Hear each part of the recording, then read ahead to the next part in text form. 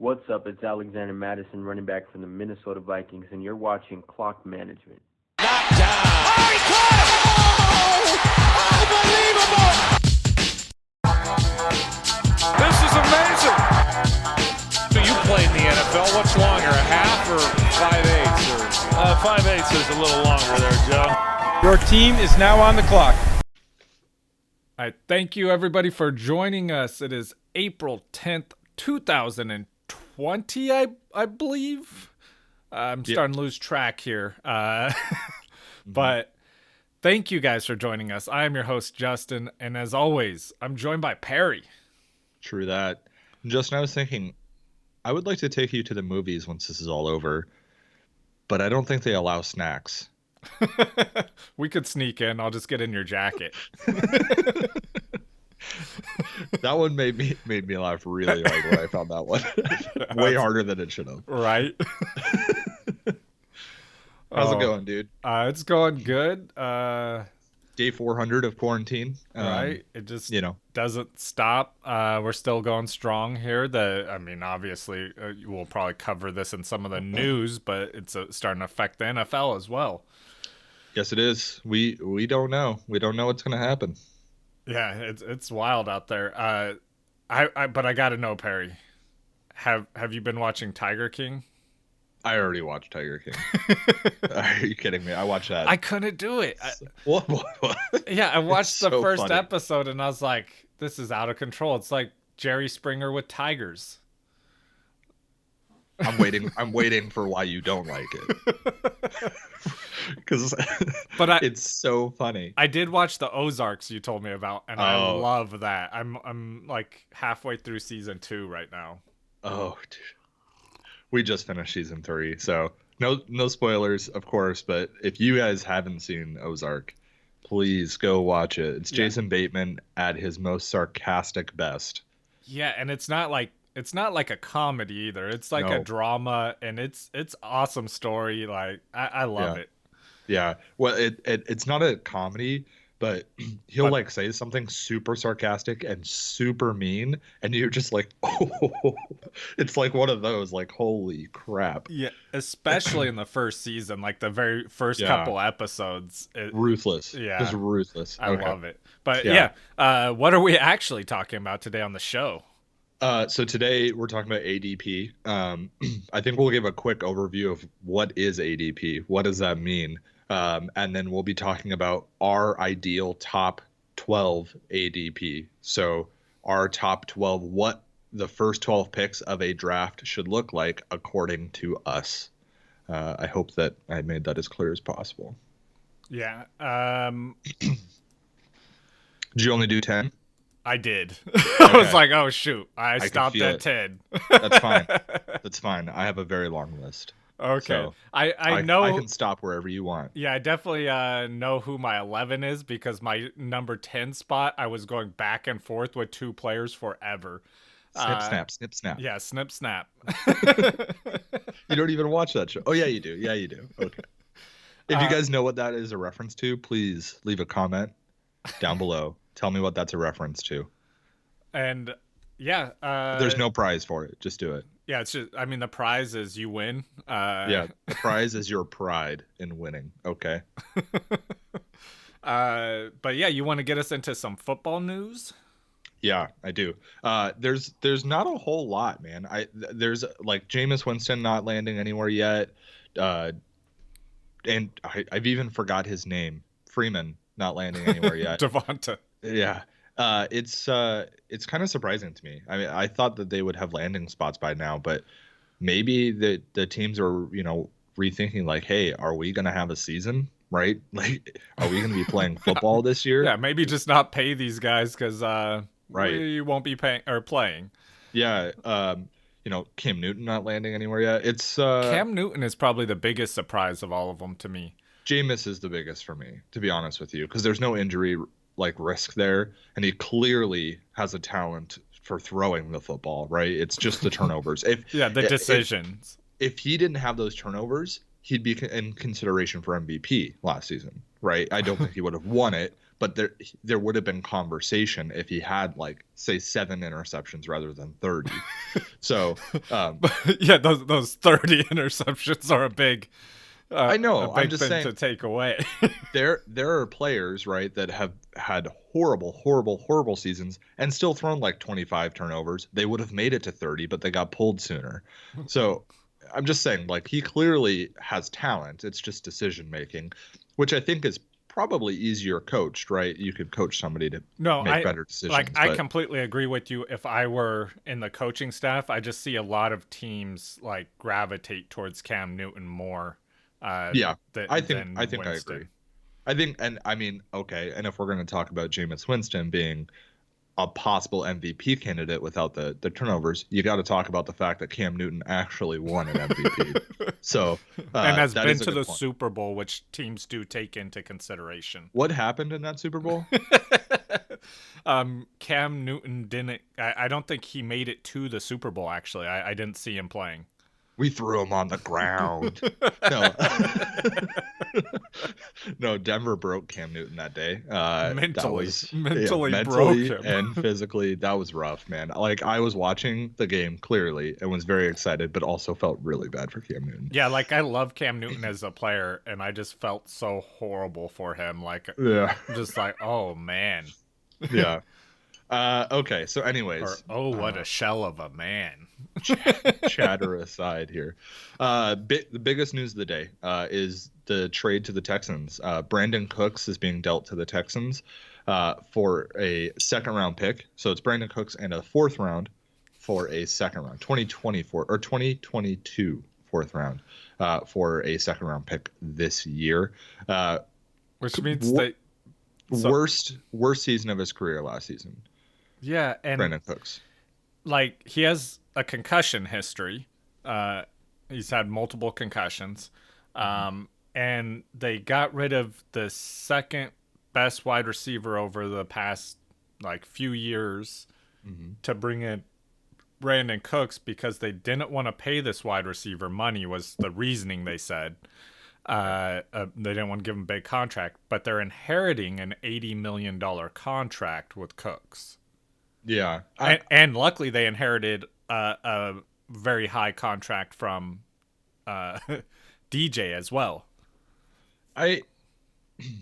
Yes. It's a bad move. Like, it's a bad move. I guess I'm a big Brandon Cooks fan, so I kind of have rose-tinted glasses when I think about him. It's no, he's still good. He's still really good. He is good. It's just a bad move for them overall. The Texans, they could possibly have the worst front office in the NFL. Yeah, they make some really poor decisions. And like, Cooks has become more so since he left. He's become actually a really good possession receiver. Yeah, but like, fantasy wise, he's become a little bit of a boom or bust, like where he has these big games or disappears, which is basically every wide receiver on the Texans now. Yeah. As long as they all boom on each week, a different one booms, they should be great. So sorry about that. Yeah, I mean, Randall Cobb, Will Fuller, Brandon Cooks. I feel like if you asked me in 2017, I would have been like, man, that's a really good wide receiving core. Yeah, Kenny Stills too. I still think that Brandon Cooks is only 26 years old and still has a lot in the tank. So I'm not going to like fully avoid him in drafts. Oh no, I think this is actually a benefit for him fantasy wise. I mean, he's got a definite upgrade at quarterback. He's the clear number one talent there on that team. So definitely an upgrade for him. Like, I mean, we say this all the time with players. You got that injury concern that you just have to take in, factor in for your draft capital for him. Let's just think here. What if they had kept Hopkins, didn't trade for DJ, and then traded for Cooks and got rid of Will Fuller, and then their top two wide receivers are Hopkins and Cooks? That's really good. Yeah, and then that's how close they were. And then they could sign Freeman off free agency. Right? Like, that's how close they were to having a really good team. An amazing team. Completely ducked the bed.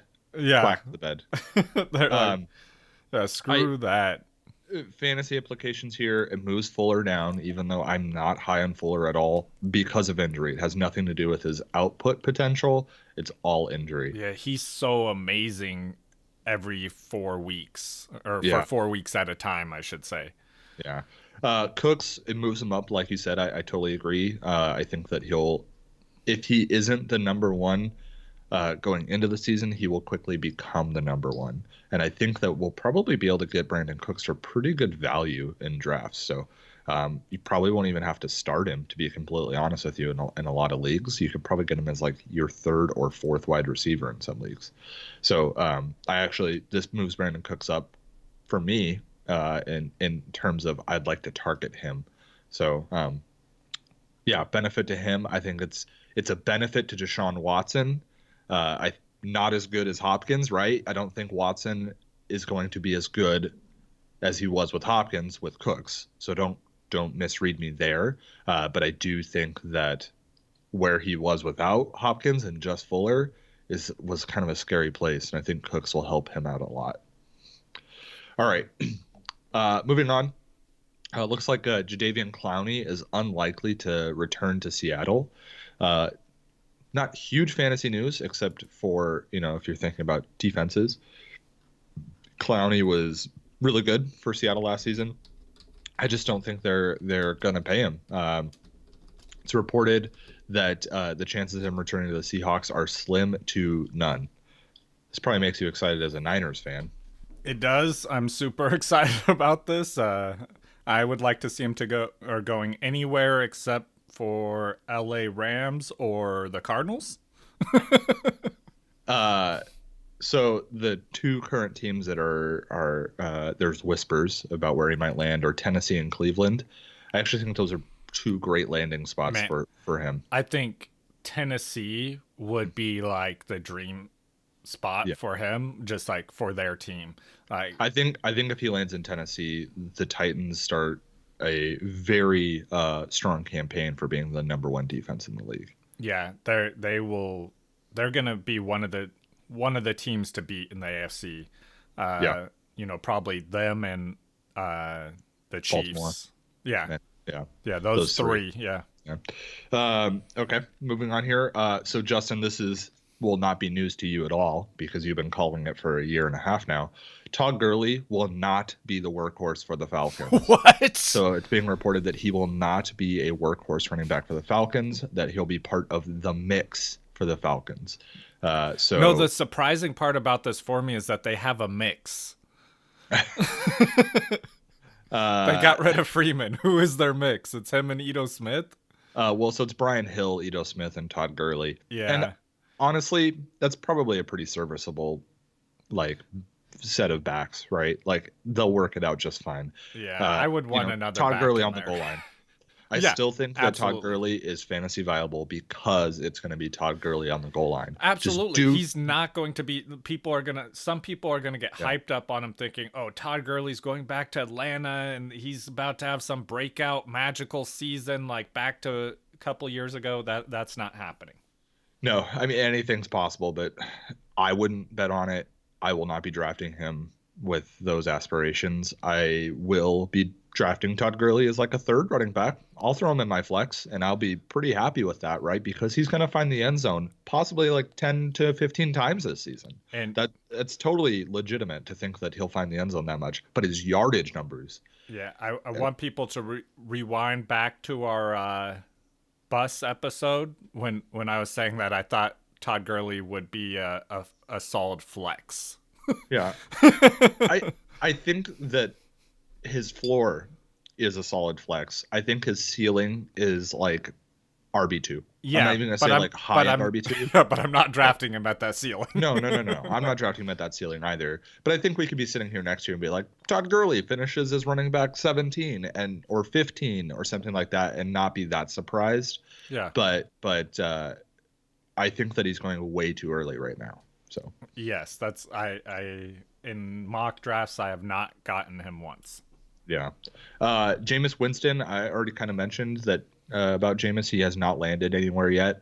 It is reported that he is unlikely to sign with the Steelers, which I didn't really have the Steelers as a legitimate landing spot for Jameis Winston. The Steelers, everybody seems to think that they need to go out and get one of these guys. But, you know, Roethlisberger is going to be healthy to start the season. Why not just go draft a quarterback and mold that quarterback? I think that that's exactly what they want to do. I don't think they want to go out and get a guy that's already got habits that they don't like. And if Roethlisberger does get hurt or something during the season and you have that rookie that's not quite ready, these guys, I mean, there's enough guys out there right now that are still free agents that you could sign them at that point, probably for cheaper. Yeah, I think the price is only going down on Winston, and I think a lot of teams know that, even teams that want him. You know, if we wait, if it turns out we do have a season, which there's no telling if we will or not, but if it turns out we do have a season and Winston's still not on a team by like June, which would be a little surprising for me, but he's going to be cheap. And then the Steelers can go grab him for a fraction of the cost. But now, why go grab a guy that threw 30 interceptions at that cost? Yeah, and I'm no medical expert. When you already have a legitimate starting quarterback. Yeah, but I do think that we are going to have a season. Like, I've been watching the news a lot and stuff like this. But they're talking about how a lot of the projections are like people have been doing a good job with the social distancing and stuff, better than what we expected. Here in the U.S. There are a lot. In Washington. No, just overall as a country, the cases are a lot lower and less. The spread is less than expected. Yeah, Mardi Gras was a good idea. It was a real good idea. Right. Thank you. Some parts of the country are still not quite grasping this, but hopefully they come around. Yeah, no kidding. So we can have a football season. All joking aside, guys, literally just follow the rules. Stay home. It's going to get you out sooner, I promise. If everybody keeps making bad choices, we're going to be stuck in our houses even longer, okay? And I am following the rules, and I want out of my house. Okay, last piece of news here. And I'm not buying it, just so you know, this piece of news, all right? I'm not buying in yet. AJ Green, fully healthy and working hard, is the report. After missing the entire 2019 season, it is reported that AJ Green is fully healthy and working hard. I believe he's fully healthy. I just believe that doesn't last long with AJ Green. Yeah, till he rolls his ankle going down the stairs this morning. Like, yeah. I'm not doing the AJ Green dance. Not doing it. No, I will not be grabbing him on any teams this year. He hurt me very badly last year, so I will not be doing this. I love this article because it says this. I'll read it verbatim. Force him to miss the entire 2019 season. Green should be in for a bounce back year. Well, if he catches one football, he's what a bounce back. Yeah, like stupid. Yeah. Speaking of news no one cares about. I like AJ Green. I want him to do well. I might stash him on a deep bench. But if you were drafting AJ Green to start, you are making a mistake. Yeah. I don't even know if he'll be like my first or second bench spot. Yeah. Honestly.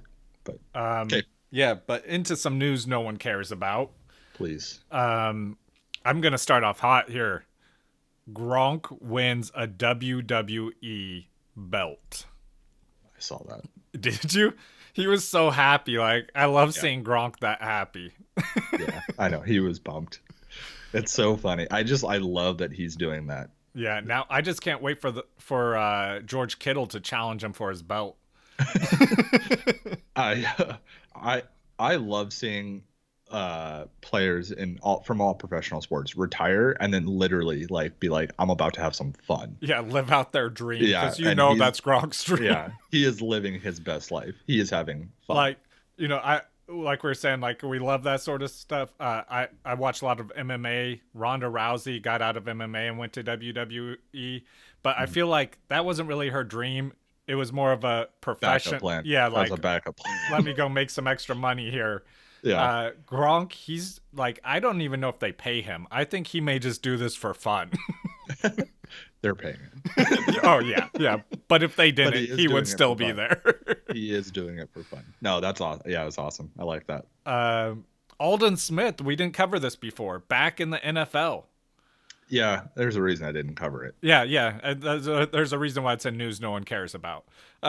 Signed to the Cowboys. I saw a lot of Cowboy chats where people are pumped about it because he tied the sack record a while ago, but he also hasn't played a single snap in 5 years.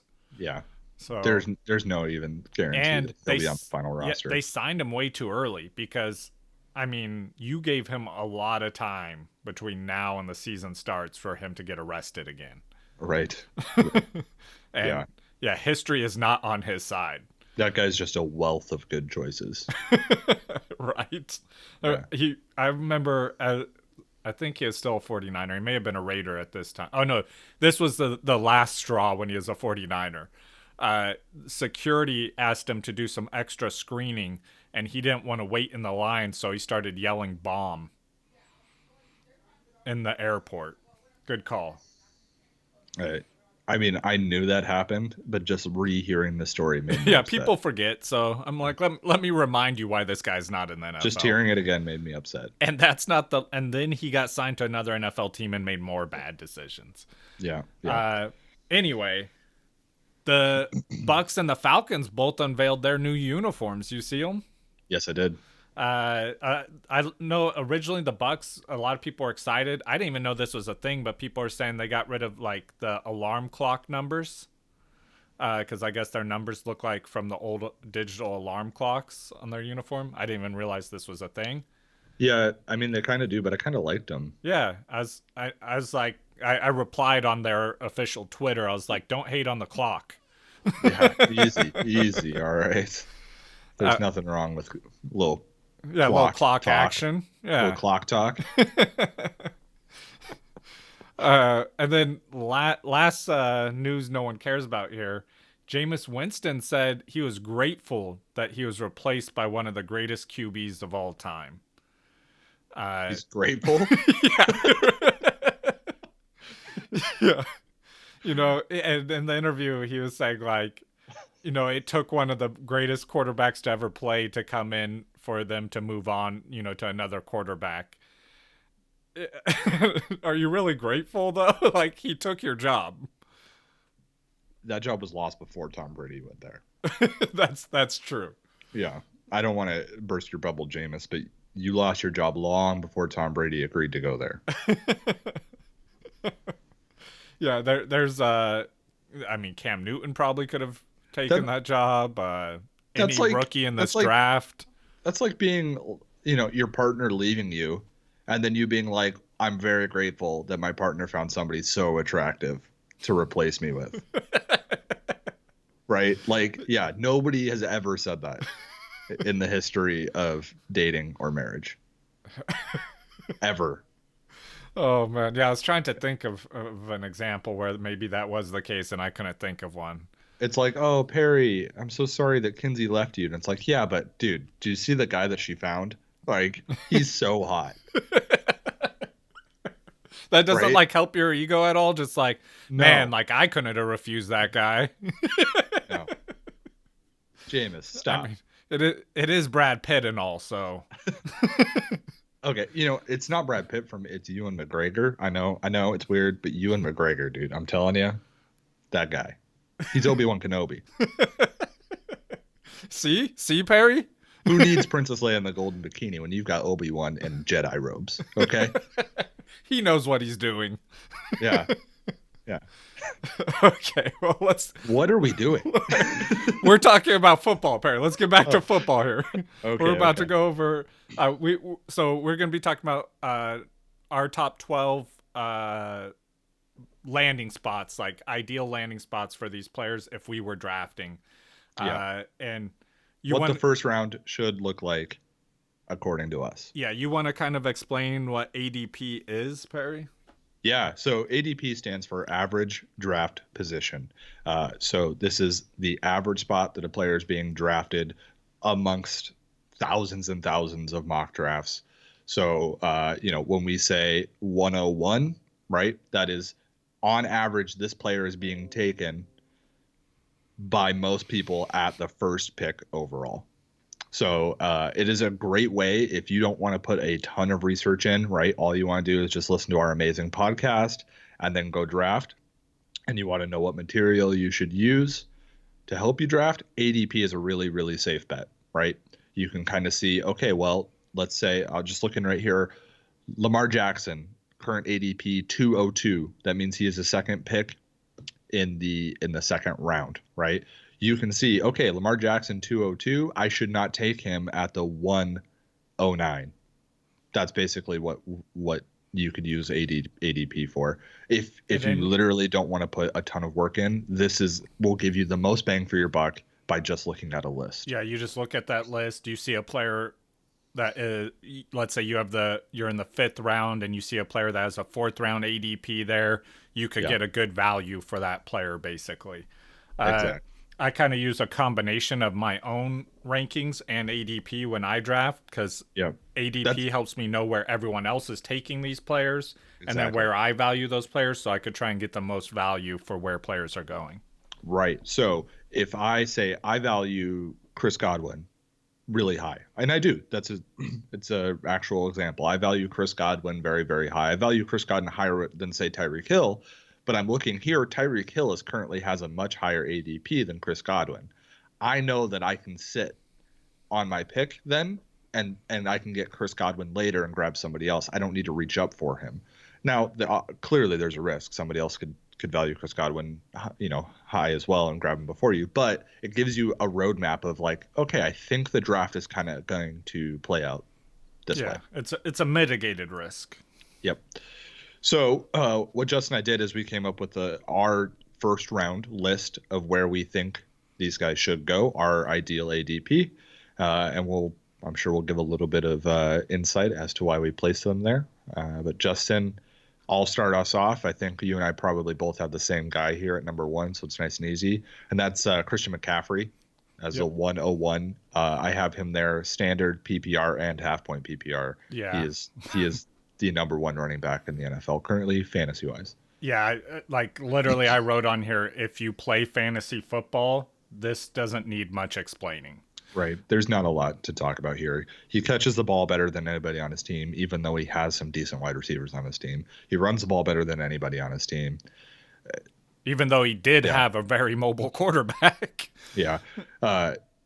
The one concern, right? And I can give concerns about all these guys, but the one concern I have about Christian McCaffrey is that workload. It's going to catch up with him. Yeah. And an injury is going to happen at some point. But he hasn't had a history of it, so right. So that in consideration until we start to see injuries with him, you don't bring him down on this value. Like, yeah, I just, when we talk about the 101, you want to pick the guarantee, right? Or as close to a guarantee as you can. There is no such thing as a guarantee in fantasy football. So that's why he's not a guarantee, but he's as close as you can possibly get to a guarantee.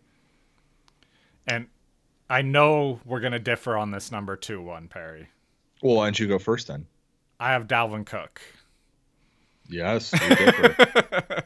Very much. Yeah, I figured. And this is why I have Dalvin Cook here. I don't think anyone doubts Dalvin Cook's ability. I don't think anyone doubts his talent. It's his injury history that people are afraid of. He's had an issue with injuries, missing lots of games. But when he's out there, he is amazing. There hasn't been a lot of change on their team, except that they lost a wide receiver that demanded targets, literally demanded targets.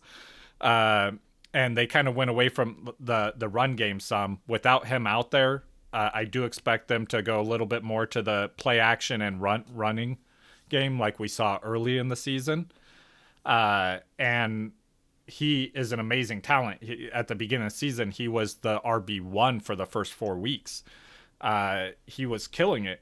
And then I do expect them to sprinkle Alexander Madison in there to kind of lighten his load a little bit.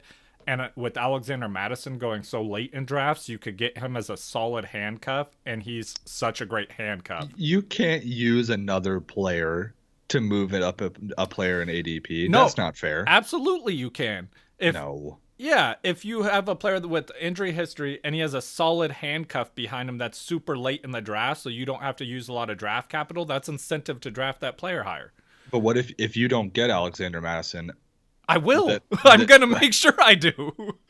I mean, I'm just saying, if you don't get him, then Dalvin Cook becomes less valued. Absolutely, but I wouldn't know that while I'm drafting. I wouldn't know that I'm not going to get Alexander Madison until it was too late, and this is where I would draft Cook, and then I'd be very upset that I didn't get Madison.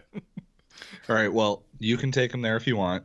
I'm advising our listeners, don't take him there because he's going in the second round currently. So, okay, my number 2 is not nearly as controversial as Justin's, but slightly controversial. I actually have Michael Thomas there. So I have him above people like Saquon, Kamara, Zeke, which are on my list, but they're a little further down. I have Michael Thomas there. Reason being, Michael Thomas had an historic season last season. I don't see him repeating that, but his situation has not changed. In New Orleans, Drew Brees is still there. Drew Brees is still hungry to get that second Super Bowl. Michael Thomas is still there and healthy. I think Michael Thomas will see the majority of the targets again, easily the majority of the targets. He's clearly talented enough to get all those, bring all those catches down. I think that he'll find the end zone a ton. Michael Thomas will again be the number 1 wide receiver in my eyes.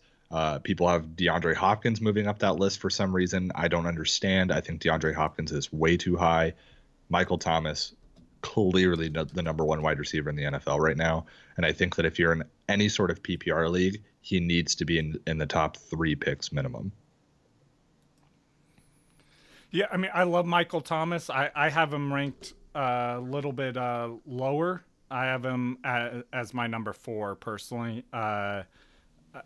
So I all the reasons you said, he is amazing. I do expect a little bit of regression out of him, just due to the fact that I mean, he set records. You're not going to do that every year, so I do expect that to come down a little bit. And then also with Emmanuel Sanders coming there, Emmanuel Sanders will get a couple of those targets. I'm not saying it's going to make a huge impact or anything, but just a couple of those targets. Obviously, I still love him. I still have him as my number 1 wide receiver. And just my number 4 pick overall. So we probably, I'm wondering, we might have the same guy at number 3 then. Who's your number 3? So my number 3 is Saquon Barkley. Yeah, mine as well. Yeah. See, we came back. So if there's anybody on this list that can push out Christian McCaffrey for number 1, it is Saquon Barkley. Just based on pure talent and ability. He's generational. I think that word gets overused quite a bit, but he is a generational talent, Saquon Barkley. The only thing holding him back, there's 2 things, right? There's the injury risk, which he did have an injury last season, right? Came back strong, did just fine, but he did have an injury last season.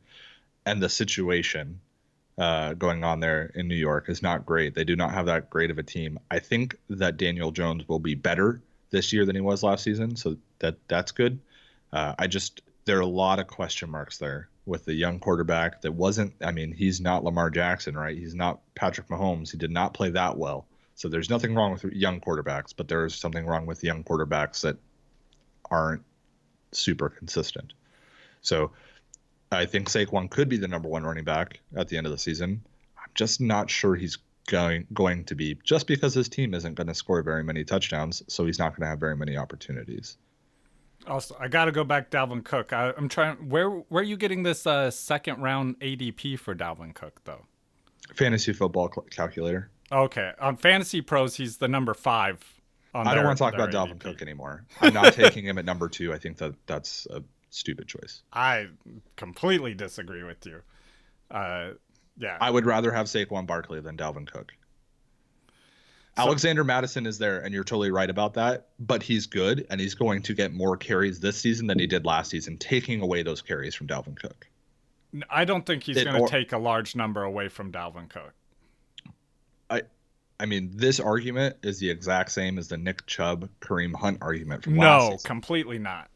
Kareem Hunt was already an established player who they signed to a contract giving him a lot of money, guaranteeing him carries. Alexander Madison's still on a rookie contract, not guaranteed anything. And he hasn't exactly proven himself because the one time Cooks got injured, he also got injured. I'm not going to spend any more time on Dalvin Cook. We can talk off the podcast if you want. You can take him there. That's fine. I'm not taking him there. Let's move on. Saquon Barkley. Let's talk about Saquon Barkley, not Dalvin Cook. Well, I mean, we already agree. We both have Saquon there. I think he was in a worst case scenario last year when they got rid of Eli. I don't expect him to go back to his the running back one numbers under Eli, but I do expect an improvement from last year. That's why I have him as my number 3. He had he had 1,000 yards on just over 200 attempts, which that's a great average per run. He had 73 targets in the air. That's the number I expect to come up, especially. He's a great pass catching back. They need to use him more there, and I think they're smart enough to do that. He finished as the running back 10 this last year in the worst case scenario to me. So I like you said, he's a generational talent. I don't like some of the pieces on their team. I think they need to work on. But he's so good. He's one of those players that can overcome those bad elements of the team. Yeah. So we already know who you have at number 4 with Michael Thomas. My number 4 is actually, so this one was the hardest one for me. It was either Alvin Kamara or Zeke. So I think that Alvin Kamara has a higher ceiling than Zeke, but I think Zeke's floor is very high. So right here for me, it's like I'm thinking, do I want to play for a high ceiling or do I want to play for a high floor? And I chose to go for the high floor with Zeke. I also have Zeke here at number 5. Well, I have him at number 4. Oh, number 4. Sorry. Yeah, you have Michael Thomas number 5. So I have Zeke at number 4, just because Alvin Kamara, it was a weird season last season, and I'm afraid of a repeat. I drafted Alvin Kamara at number 3 last season, I believe. And I didn't get number 3 numbers out of him. He wasn't a bust. I'm not going to say Alvin Kamara was totally terrible, but yeah, he finished as the RB9. Yeah, he wasn't terrible, right? I had to start him every week. But that was what was annoying, is that I had to start him every week. And I feel more comfortable having to start Zeke every week, knowing that he is literally the only running back there, and they are going to feed him to death. When I was looking up like numbers for this show, I literally went week by week on Kamara eventually, or like through every week looking at his fantasy points, and I was shocked on a lot of them how low he finished as like what RB he was. Yeah. Okay, so you have Zeke at number 5, you said? Yeah, and the reason why I have Zeke down below these other running backs too that I have here is because they did lose an integral part of their offensive line. Frederick, he retired from the Cowboys this year, who's their center and an amazing offensive lineman. He is part of that great offensive line that the Cowboys put together a couple of years ago. And so I do expect, this may affect Zeke not getting, a couple less touchdowns and bring his average, when he first contact down, like the yards per when he makes first contact. Yeah. So, still Zeke is an amazing player, and this is a great team that I expect great things from. That's why I have him in the first round and as the 5th player on my board. But because of that, that's why I had him where he is. Okay, so we know you have your 5th. So my 5th, so when I finally decided to put Zeke at 4, I had to decide between Kamara and then Cook at 5. And this one was also really hard. And I feel like last season has made me really gun shy on Kamara, but I actually do have Cook at 5. Very close with Kamara, though, at 6. So, I don't want it to sound like I dislike Dalvin Cook because I don't want to take him number 2, right? Yeah. But I just think that Alexander Madison is they need him, right? They want him to be successful. They need him to be successful. I think if they want to win a Super Bowl, they're not going to do it with just Dalvin Cook being the running back. I think Dalvin Cook is super talented, but I think they need Alexander Mattison to come in and take some of that workload. I absolutely agree with that. And I think that's going to happen more this season than it's happened in the previous seasons. I absolutely agree with all of that. I just think we're going to see the Vikings look more like the team we saw the first couple weeks when they were just running the ball at an outrageous amount. Yep, maybe. I mean, maybe, but I have him at 5. I have Dalvin Cook at 5.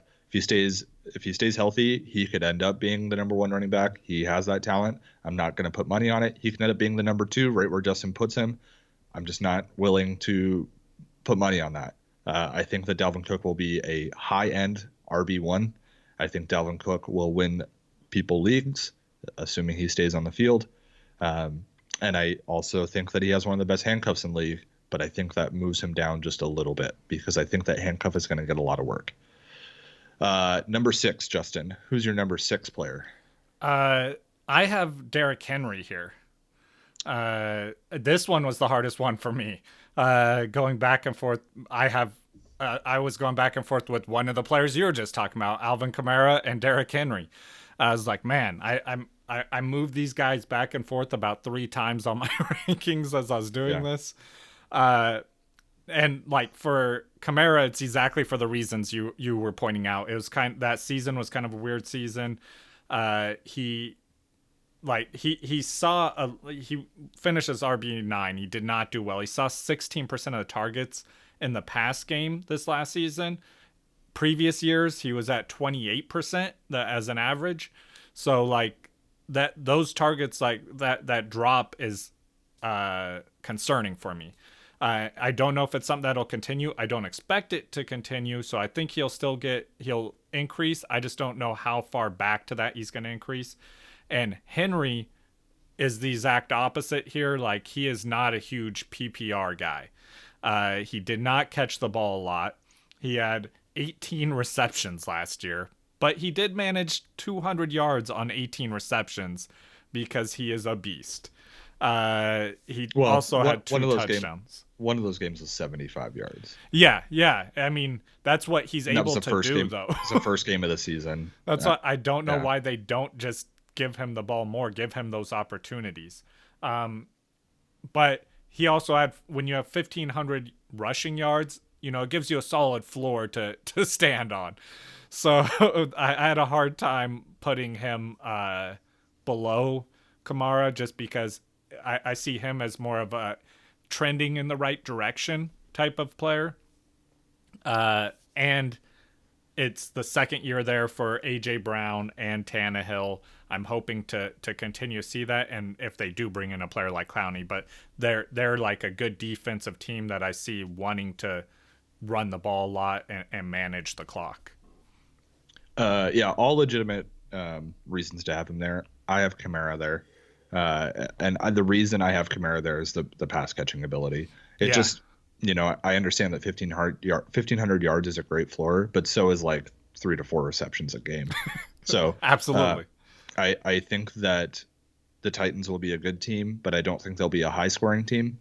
So I think that the 16 rushing touchdowns is going to be really hard to repeat for Derrick Henry, whereas Kamara could have 16 total touchdowns easily, between, catching them through the air and rushing them in. So maybe not easily. Easily might be an overstatement, but I think that if I had, I would say it's more likely. Yeah, you have to pick one who's going to have 16 touchdowns. I'm going to say Kamara might have 16 touchdowns over Henry. These guys are really close. I think that you'd be happy having either of them, honestly, especially at 6. It's kind of where some of the other wide receivers start to kind of come up in my rankings, and it becomes a little harder. I think that Derrick Henry is going to see some regression from last season. I think that teams will figure out how to beat him. He tends to do this thing in spurts. It doesn't really happen to where that he is just a constant rock all season, kind of like Zeke has been historically. Not so much last season, but he'll have games with like 44 yards or 28 yards. Yeah. It happens with him, and his inability to catch the ball, or their unwillingness to give him that role. I don't know what it is. I think that's what holds him back just a little bit for me. Yeah. I mean, I don't disagree with any of that. I'm hoping that they do increase that role. I mean, If they do, at least a slight bit. if they do, he's a literal god. You know, if he caught 40 passes in a season but still got the same work on the ground, he's Christian McCaffrey essentially. Right. And I would settle for 25. Give me 25. So at 7, this is probably where we really start to differ. I don't have Derrick Henry at 7.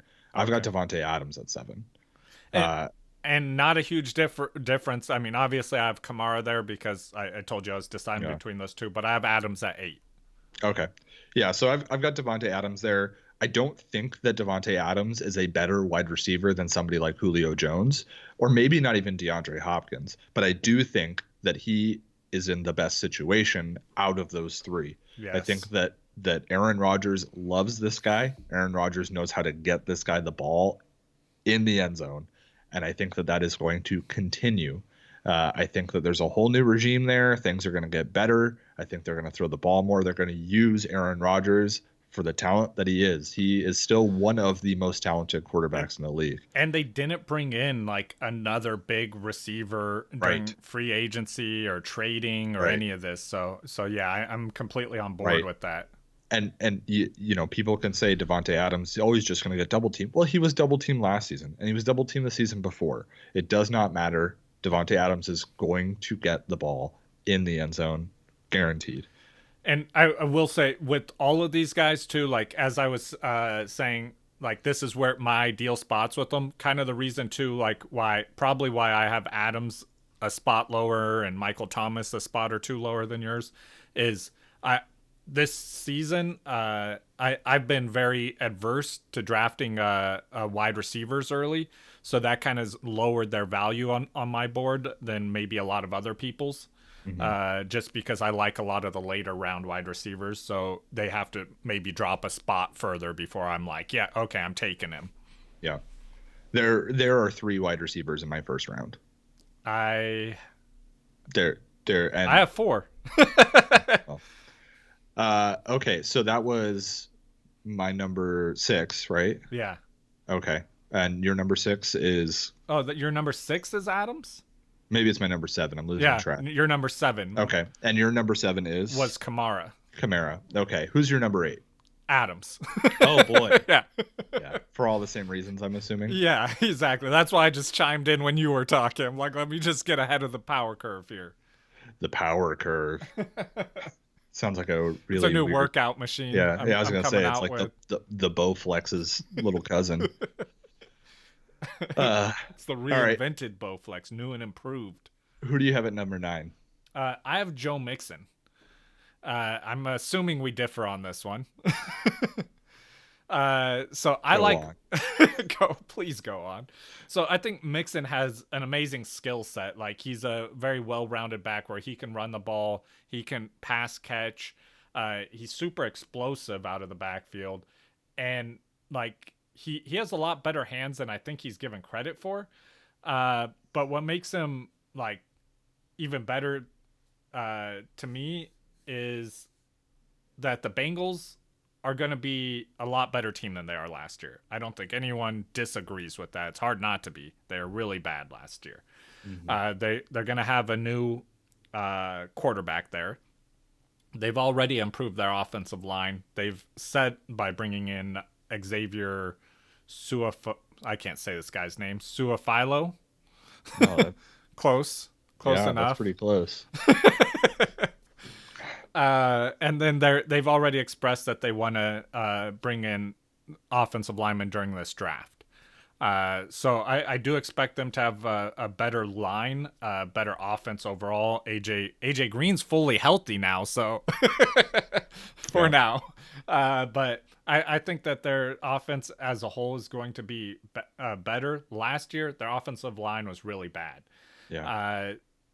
But despite that, Joe Mixon he had the most forced missed tackles in the NFL last year.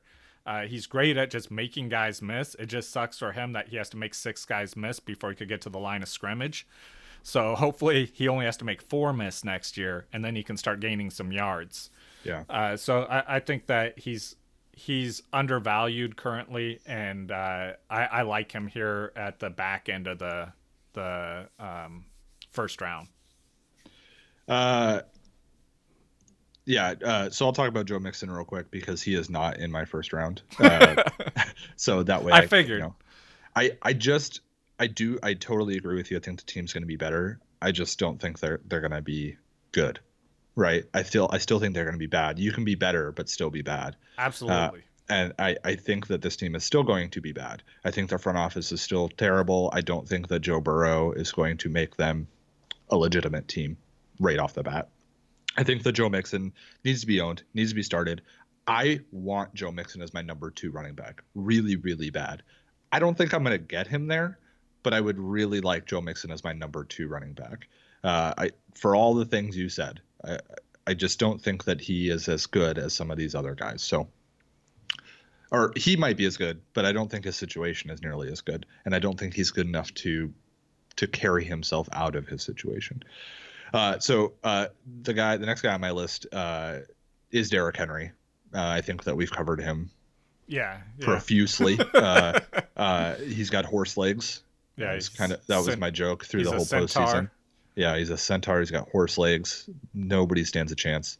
But yeah, I've talked about that ad nauseum now. So who's what pick was that for you? 9. So okay. My 10th pick is actually Julio Jones. So is mine. Okay. Yeah, so it's Julio Jones. This was another one I was going back and forth with here. I landed on Julio. Julio would be higher on my list if Calvin Ridley wasn't so good. I really do think that Calvin Ridley is very good, and we could see. I don't think we're going to see quite the Chris Godwin, Mike Evans shift, right, with Julio and Ridley, but I do think that Ridley is going to be a legitimate threat on that team, taking away from Julio a little bit. We already know that Julio has had some history of not being able to find the end zone. I kind of think that's a little bit of BS, but it's something to think about. So that worries me a little bit. Yeah, but it's a narrative out there. Still has a good quarterback throwing in the ball. And yes, Matt Ryan is a good quarterback. Just don't argue with me. The situation there hasn't changed all that much, except Devontae Freeman being gone, which I don't care. He was a non-factor last season anyways. Calvin Ridley is there, right? So there's always that like 2-footed argument of Calvin Ridley will take targets from him, but Calvin Ridley will also take coverage from him. So, there's some give and take there. I do think that Julio Jones is still going to be very, very good.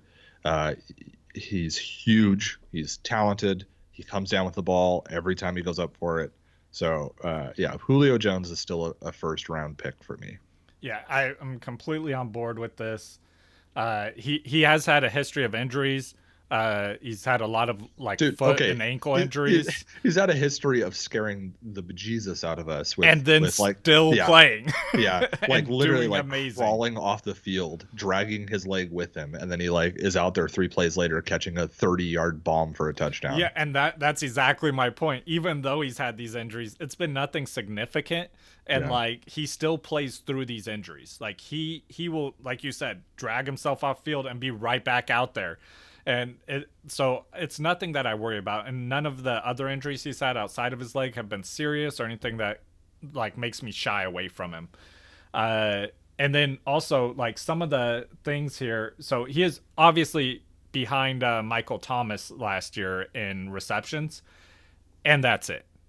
Yeah, he is the number two. He had the number 2 targets after Michael Thomas. He is number 2 in deep targets. Targets over 25 yards. And now they also have Gurley in their backfield now.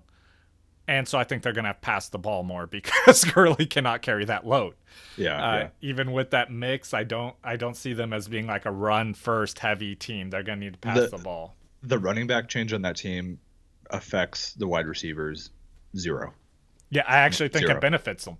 Yeah, I mean, honestly, like maybe. Yeah, so it doesn't affect them at all. I don't see them getting like as many breakaway runs. Getting like you're gonna have more 3rd and longs. Yeah. So next guy on my list, and this will round us out at 10, correct? So that's number 10 on my list. I do have the other guys here. I just didn't do a write-up on them, but I can still talk them. Oh, I'll just real quick, just to save time, because I think we're going a little long here. Number 11 then is Aaron Jones for me. So I've got nice. Aaron Jones ahead of Joe Mixon. I still like Aaron Jones. I still think that, I don't know actually why he's moved down quite as far as he has, because he had probably the best season of his career last season. Yeah. Still has Aaron Rodgers, still has Devontae Adams on that team. Yeah, not a lot of change. I don't see Jamal Williams taking more work, right? I don't think that this situation is synonymous with like Dalvin Cook, Alexander Mattison, because I think the argument for people, not that I agree with it, is that they think that he's going to have some touchdown regression. I mean that is kind of like, honestly, in my opinion, the touchdown regression thing is kind of a crutch argument, because it clearly, right, if you have 16 rushing touchdowns, just like with Derrick Henry, it is easy to come out and predict, hey, I think he's going to have less touchdowns. That's an easy prediction. That's a safe prediction. I think a less safe prediction is to say that I think he's going to have easily 16 touchdowns. I think that. Are you saying that? I'm like, I don't know about easily. Okay, maybe not easily. I think that he could have more than 16 touchdowns this season. I really do. He's clearly good at it. He clearly has a nose for the end zone. I think the Packers are going to be a solid offense. I think they're going to get into the red zone quite a bit. I think he'll have less touchdowns, but I don't think it's going to be a huge amount less. Like, I think maybe 14 touchdowns, which, still I have him as my 13th player in my rankings. So I think that he's going to get more rushing work this season than he did last season. So let's say he has those 14 touchdowns or even 13 touchdowns. Yeah. But he has 1,200 yards. Or 1,300 yards, because he only had 1,084 rushing yards last season. Yeah. No, that totally. Yeah. Like, I like him. I'm not as far down on him as a lot of people are. I have him as, like I said, my 13th player overall. Yeah. And then who would you have at? I have Nick Chubb. Nick Chubb. Yeah. Okay. The Nick Chubb, I love Nick Chubb. Yeah, I know you do. I was kind of surprised you had said his Kareem name. Hunt. Kareem Hunt. I know. It kills me too. I do believe in the talent of Chubb, but yeah, I agree with you completely. So last season, the reason that I wasn't so afraid of Kareem Hunt was just because it was already working. What they were doing was working with Chubb. Yeah. Now Kareem Hunt has come in and he's shown, hey, look what I can do. I can be valuable. Yeah. I can do this. And now they have a whole offseason to scheme for him. So I think they're going to use him a whole lot more. They also need to build up his value if they want to try and, trade him halfway through the season, possibly. So my last guy on the list, this one was really, really hard for me. So I don't know. I feel weird saying it, but it's Leonard Fournette. I know. Yeah. I was looking at his numbers, and it was hard. Like, looking at his numbers and his name made it very hard. Because he put up great numbers last year.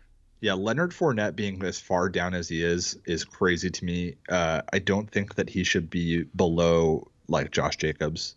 I don't think that he should be below Austin Eckler. I agree with the Eckler. I like Jacobs a lot this year.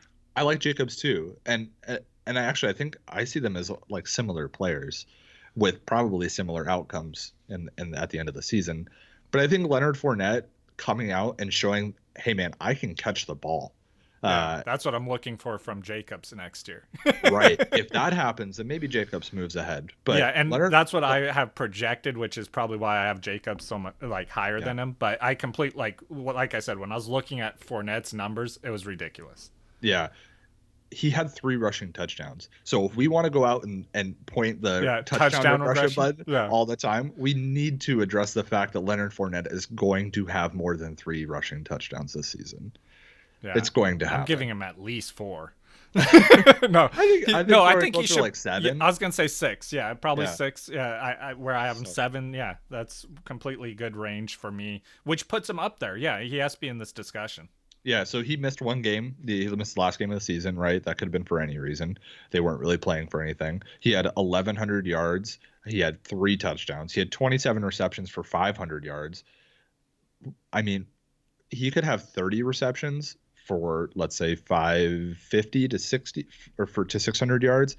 He could have 7 touchdowns. He could have 6 to 7 touchdowns, and he could be right around 1,100 yards rushing again. That's an awesome season for the guy that you get at the end of the first round. For sure.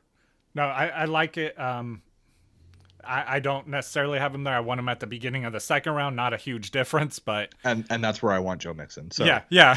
Which yeah. and then the last player I have is I have Tyreek. I do expect big things out of that Kansas City offense again this year. I don't trust their running game still, so I expect them to need to throw the ball at times. Their defense is improved, which does scare me a little bit for the passing game because they may not need to throw the ball as much. But that's why I have Tyreek so far down. I think his ADP is like way too high. Yeah, it's like 5th pick or something. Yeah. So I probably won't get him. But this round where I would feel comfortable getting him, especially because if I'm drafting him here, it also means I have the next pick in a normal snake draft. So I could take, Leonard Fournette or Josh Jacobs or someone like that, or a Joe Mixon. He's just too boom bust for me. I know that he's very, very good, but the guy I'm taking in the first round, I want him to be consistently good. Absolutely. Right? And that just scares me with Tyreek Hill. And I have no argument against that. He is, right. But his boom is so good. Yeah, his boom is very good. I just, if he booms, let's say he booms 6 times in a season, that's pretty good. He's such a boomer. Let's say he booms 6 times in a season, that's pretty good. So you win 6 games because of Tyreek Hill. What if you lose 6 games because of Tyreek Hill? And that it just scares me. I'm not saying I don't want to own Tyreek Hill. I just don't want to take him in the first round. This is why I do like Tyreek. Like, he does have these huge booms, but there aren't a lot of games where he completely disappears. Like, he does have some games where he does, but for the most part, he's putting up still giving you an average wide receiver numbers at worst. And compared to a lot of these boom bust wide receivers, at least, which I think is why he's so highly ranked. I mean, and on that explosive offense. But again, because of that, he's ranked so high. I'm probably not ever going to get him. Yeah, I'm probably not going to get him. It's sad. I have so much love for him as a fantasy player too, because I was so high on him the year he exploded, and I had him on every team, and now it's sad because I never get him anymore. Interesting. We both left out Hopkins, although Hopkins is ranked very, very high right now. Yeah, and I do like Hopkins. I like Kyler Murray. I did bring Hopkins down in my rankings because of the move, though, and that's why. I think I would love to get him in the second round. I would rather have Chris Godwin than DeAndre Hopkins. Yes, I have Chris Godwin above him in my rankings, but if I was on, I have DeAndre Hopkins on the tail end of the second round now. Yeah. Okay. Cool. All right. That was good. Yeah. Thank you guys for joining us. I hope this helps you guys out. I think that this is very usable for fantasy drafts. I've seen a lot of startup drafts starting to happen for Dynasty especially. But yeah, these should not change that much by the NFL draft. So it should be usable content. We didn't want to just throw something together for you guys that in 2 months is irrelevant. So yeah, no kidding. So we want to make sure we gave you guys some usable content. But yeah, thank you guys for joining us, and we will see you next week. Bye.